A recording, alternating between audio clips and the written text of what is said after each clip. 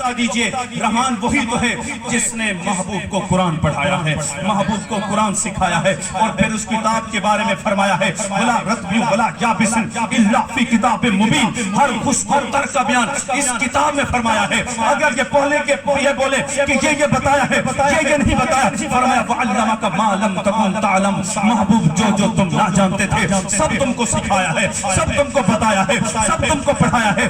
اگر یہ پہلے بولے کہ پہلے پڑھا دیا ہے پھر بھلا دیا ہے، تو فرمایا سَنُقْرِئُكَ فَلَا تَنْسَىٰ، ہم نے تمہیں ایسا پڑھایا ہے، ایسا پڑھایا ہے پھر کبھی بھولو گے نہیں۔ ارے قرآن کا سلوک تو دیکھو، قرآن کا انداز تو دیکھو، قرآن کی فضاحت تو سمجھو، کتنا پیارا انداز ہے۔ الرحمن علم القرآن خلق الانسان، محبوب رحمان وہی ہے جس نے آپ کو قرآن پڑھایا ہے، انسان کو بنایا ہے۔ ارے انسان اپنی عقل پر تولتا ہے، عقل پر قیاس کرتا ہے، عقل پر سوچتا ہے۔ ان کو بتا دیجئے ارے انسان کو تو بعد میں بنایا ہے، محبوب کو تو پہلے سکھایا ہے۔ اور میں کہتا رہتا ہوں اگر شاگرد ناقص رہ جائے تو اس کی تین وجوہات ہوتی ہیں، یا تو استاد ہی کامل نہیں تھا، اس نے صحیح طرح پڑھایا، یا پھر شاگرد کامل نہیں تھا، صحیح طرح پڑھائی نہیں، توجہ ہی نہیں، یا پھر وہ علم جسے پڑھا ہے وہ علم ناقص۔ ارے پڑھانے والا رب رحمان ہو، پڑھنے والی میرے مصطفیٰ کی ذات ہو، جس کتاب کو پڑھایا جا رہا ہے وہ قرآن مجید ہو، تو پھر نقص رب کی ذات میں نہیں ہے، نقص مصطفیٰ کی ذات میں نہیں ہے، نقص قرآن میں نہیں ہے، نقص ہے تو تیری عقل میں ہے، اور عقل کو تنقید سے فرصت نہیں، عشق پر اعمال کی بنیاد رکھ۔ ارے آنکھ والا تیرے جوبن کا تماشا دیکھے، دیدہ کور کو کیا نظر آئے وہ کیا پہنچ گئے بابا فرید گنج شکر رحمت اللہ تعالی علیہ کے پاس۔ حضور بیٹی کی شادی کرنی ہے کچھ کرم ہو جائے۔ آپ نے فرمایا مٹی لے کر آئے۔ آپ نے سورہ فاتحہ پڑھ کر مٹی پہ پھونک ماری تو مٹی سونا بنی۔ کہتے ہیں اولیاء کرام سے مقابلہ بھئی ہم بھی کر لیں گے۔ مٹی اکٹھی کر کے بیٹھے، ساری رات سورہ فاتحہ پڑھ کے پھونک مارتے رہے پر مٹی نہیں تھی۔ صبح حضور آپ نے بھی سورہ فاتحہ پڑھی تھی، میں نے بھی سورہ فاتحہ پڑھی ہے، آپ نے ایک مرتبہ پڑھی تھی، میں نے ساری رات پڑھی ہے۔ آپ کی مٹی تبدیل ہوگی، میری مٹی نہیں تبدیل ہوگی۔ آپ نے فرمایا بے وقوف پہلے فرید والی زبان لے کے تو آ، پہلے فرید والی زبان لے کے تو آ۔ ارے میرے مصطفیٰ کو اگر دیکھنا ہے تو پہلے صدیق والی آنکھ لے کے تو آ، فاروق والی آنکھ لے کے تو آ، عثمان غنی والی آنکھ لے کے تو آ، علی المرتضیٰ والی آنکھ لے کے تو آ۔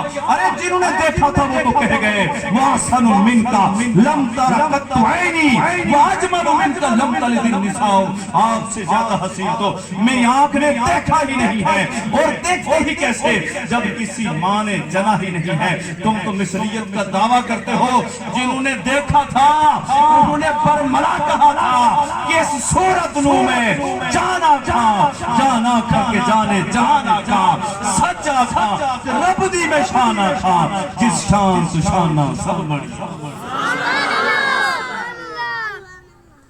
یہی عرض کر رہے ہیں، پڑھانا رب کا ہے، پڑھنا تو مصطفیٰ کا ہے، اور بتانا خدا کا ہے۔ اسی کو ہم قرآن کہتے ہیں۔ فرمایا لا اقسم بہذا البلد وانت حل بہذا البلد، محبوب اس شہر مکہ کی قسم۔ مولا کیوں قسم ارشاد فرمائی؟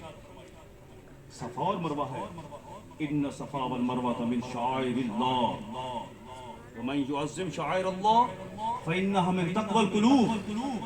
اس وجہ سے فرمایا نہیں، حجر اسود ہے نہیں، مقام ابراہیم ہے نہیں، پھر کس لیے؟ پیارے تیرے قدم لگے، تم چلے ہو یہاں پر، تمہارے قدم لگے ہیں، میں یہی آپ کو سمجھا رہا ہوں۔ ارے چلنا تو مصطفیٰ کا تھا پر بتانا خدا کا، اس کو ہم قرآن کہتے ہیں۔ اور پھر دیکھیے علماء کرام سٹیج پر موجود ہیں، آپ کو میں ایک نکتہ دیتا ہوں، شریعت کا ایک مسئلہ بھی آپ کو پتہ چل جائے گا۔ قاضی کے پاس، جج کے پاس جب کوئی کیس جاتا ہے، میری آواز اب تک پہنچ رہی نا صحیح طریقے سے؟ یہ ایکو کی وجہ سے پریشانی ہو رہی ہے تو اس کو بند کر دو۔ جج کے پاس کیس جاتا ہے، حدیث پاک میں فرمایا قاضی نے کیسے فیصلہ کرنا ہے، شریعت نے ہم کو سب کچھ سکھا دیا۔ فرمایا البینۃ علی المدعی والجمین علی من انکر، جو مدعی ہوگا وہ گواہ پیش کرے کہ یہ دو گواہ ہیں میرے، اور جس پر دعویٰ دائر کیا گیا مدعا علیہ، اگر گواہ نہ پیش ہو سکے تو وہ قسم کھائے، حلف اٹھائے۔ اب علماء کرام موجود ہیں، اگر وہ حجر اسود کی قسم کھائے تو کیا اس کی قسم ہو جائے گی؟ شریعت کا مسئلہ ہے نہیں ہے۔ اگر وہ خانہ کعبہ کی قسم کھائے قسم ہو جائے گی؟ نہیں ہو۔ وہ کہے غلاف کعبہ کی قسم نہیں ہو، وہ کہے مقام ابراہیم کی قسم نہیں ہو، وہ کہے صفا اور مروہ کی قسم نہیں ہوگی۔ بعض اوقات کہتے ہیں اپنے دوست کو تیرے سر کی قسم نہیں ہوگی، ہم کہہ دیتے ہیں مجھے اماں کی قسم نہیں ہوگی، ابا کی قسم نہیں ہوگی، بھائی تو بچوں کی قسم کھا نہیں ہوگی۔ یہ قسم قسم شرعی نہیں ہے۔ قسم شرعی کیا ہے؟ فرمایا اللہ کی قسم، یا تو اللہ کی ذات کی قسم کھائے گا یا اس کی صفات کی قسم، رحمان کی قسم، رحیم کی قسم، غفور کی قسم، ستار کی قسم، یہ قسم کھائے۔ اگر اللہ کی ذات اور صفات کے علاوہ کسی چیز کی قسم کھائے، کہے جی صحابہ کرام کی قسم، اہل بیت کی قسم، یہ قسم شرعی نہیں ہے۔ قسم شرعی اسی وقت ہوگی جب اللہ کی ذات کی قسم کھائے گا یا اللہ کی صفات کی قسم کھائے گا۔ آپ ذرا توجہ کیجئے گا، یہ میرے آقا تعلیمات دے رہے ہیں، یہ میرے آقا ہمیں سکھا رہے ہیں، یہ پیارے مصطفیٰ سکھا رہے ہیں، قربان جائیے مصطفیٰ کی ذات پر۔ جب ہمیں شریعت کا مسئلہ بتا رہے ہیں، شریعت کا مسئلہ سمجھا رہے ہیں، شریعت کا مسئلہ سکھا رہے ہیں، تو فرما رہے ہیں قسم اگر اٹھانی ہے یا تو اللہ کی اٹھاؤ گے، اس کی ذات کی اٹھاؤ گے، یا صفات کی اٹھاؤ گے، اس کی ذات اور صفات کے علاوہ تمہاری قسم شرعی نہیں ہے۔ یہ مصطفیٰ ہے جب تعلیم دے رہے ہیں، کہتے ہیں یا تو اللہ کی ذات کی اٹھاؤ یا پھر اس کی صفات کی اٹھاؤ، اور ایک وہ پیارا رب ہے جب قسم یاد فرما رہا ہے تو اس جگہ کی بھی قسم یاد فرما رہا ہے جہاں پیارے کے قدم لگ جاتے ہیں، جہاں مصطفیٰ کے قدم لگ گئے اس کی بھی قسم یاد فرما رہا ہے، اس کی بھی قسم یاد فرما رہا ہے۔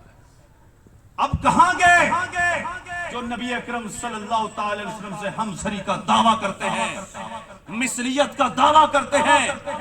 ارے جہاں تو جہاں پاؤں لگ جاتے ہیں اس کی قسم رب یاد فرما دیتا ہے، اور جس چیز کی قسم رب یاد فرمائے وہاں بڑے بڑوں کی پگڑیاں نہ پہنچ سکیں، بڑے بڑوں کے مرتبے نہ پہنچ سکیں، بڑے بڑوں کے سر نہ پہنچ سکیں، بڑے بڑوں کے مقام نہ پہنچ سکیں، بڑے بڑوں کی عظمتیں نہ پہنچ سکیں، تو پھر میرے مصطفیٰ کے قد کا عالم کیا ہوگا، ان کی عظمت کا عالم کیا ہوگا، ان کے مرتبے کا عالم کیا ہوگا۔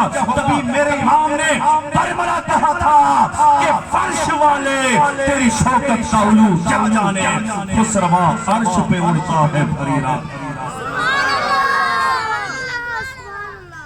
فرش والوں کو کیا پتا، ایویں للدے نہیں لوگی تیرے نام سونے، تینوں رب نے بنایا ہے بے مثال سونے، محبوب خدا پہ کوئی ہم پایا نہیں ہے، اس شان کا مرسل تو کوئی آیا نہیں ہے۔ ہم مرسل کی بات کر رہے ہیں، اس شان کا مرسل تو کوئی آیا نہیں ہے۔ بے مثل نے اپنے یار کو بے مثل بنایا، ارے ماں جسم نہیں ہے تو یہاں سایہ۔ تو کیا فرمایا بیعت رضوان کے موقع پر؟ کیا ہوا؟ حضرت عثمان غنی رضی اللہ تعالیٰ عنہ نبی اکرم صلی اللہ علیہ وسلم نے کفار سے معاہدے کے لیے بھیجا۔ اب جب یہ پہنچے وہاں پر تو کفار نے کہا کہ آپ نے اگر طواف کرنا ہے تو کر لیجیے، لیکن رسول اللہ صلی اللہ علیہ وسلم کو طواف کی اجازت نہیں ہے۔ اب قربان جائیے عثمان غنی کی عشق، اور میں عثمان وہ طواف کیسے کر سکتا ہے جس کی اجازت مصطفیٰ کو نہ ہو؟ کعبے کے پھیرے بھی چھوڑ دیے, کعبے کا طواف بھی چھوڑ دیا ادب مصطفیٰ کی. فرمایا مولا علی نے باری تیری نیند پر نماز, وہ بھی عصر جو کہ اعلیٰ قدر کی ہے. صدیق بلکہ جاؤں وہ تو غار میں تھے, ارے حفظ جان تو فروز غرر کی ہے. اور جب وار چکے دے دیے, طواف قربان کیا, نماز قربان کی, جان دے دی, تو مصطفیٰ نے ایسے چھوڑ دیا؟ نہیں, تم نے ان کو پھیر دی جان, انہیں پھیر دی نماز. پر وہ تو کر چکے تھے جو کرنی بشر کی. مرتبہ کیا ملا, عظمت کیا بڑھی, ایسے نہیں چھوڑا میرے آقا نے. آپ دیکھیے میں یہاں پر بیان کرنے کے لیے آیا, آپ بولے کہ بڑا بیان اچھا ہے یار, آپ جاری رکھیے, ہم وقت کو روک لیتے ہیں.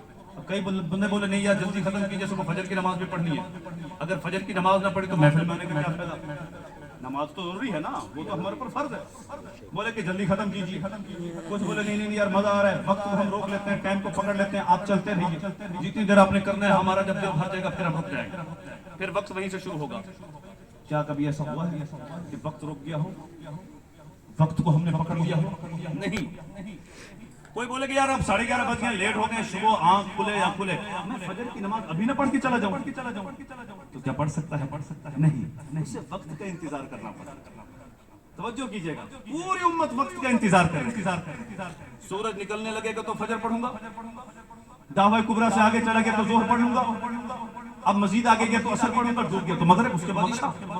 صدیق اکبر نماز پڑھ رہے ہیں سورج کو دیکھ کے, فاروق اعظم نماز پڑھ رہے ہیں سورج کو دیکھ کے, عثمان غنی نماز پڑھ رہے ہیں سورج کو دیکھ کے, علی المرتضیٰ نماز پڑھ رہے ہیں سورج کو دیکھ کے. سورج نے کبھی نہیں دیکھا کہ صدیق نے نماز پڑھ لی, سورج نے کبھی نہیں دیکھا کہ فاروق نے نماز پڑھ لی, سورج نے کبھی نہیں دیکھا کہ عثمان غنی نے نماز پڑھ لی, سورج نے کبھی نہیں دیکھا کہ علی المرتضیٰ نے نماز پڑھ لی. وہ اپنے وقت پر آ رہا ہے, اپنے وقت پر جا رہا ہے. پوری امت کو نماز پڑھنے کے لیے سورج کا انتظار کرنا پڑتا ہے.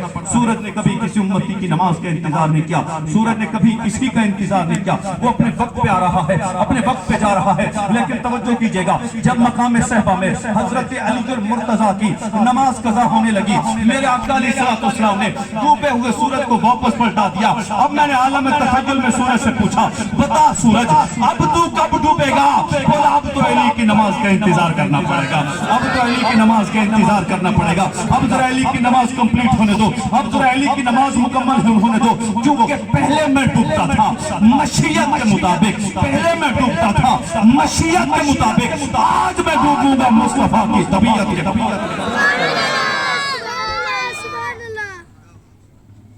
جب نماز قربان کر دی تو پھر سورج بھی انتظار کرتا ہے, کب نماز مکمل ہوگی تو میں ڈوبوں. تم نے ان کو پھیر دی نماز اور انہیں پھیر دی جان.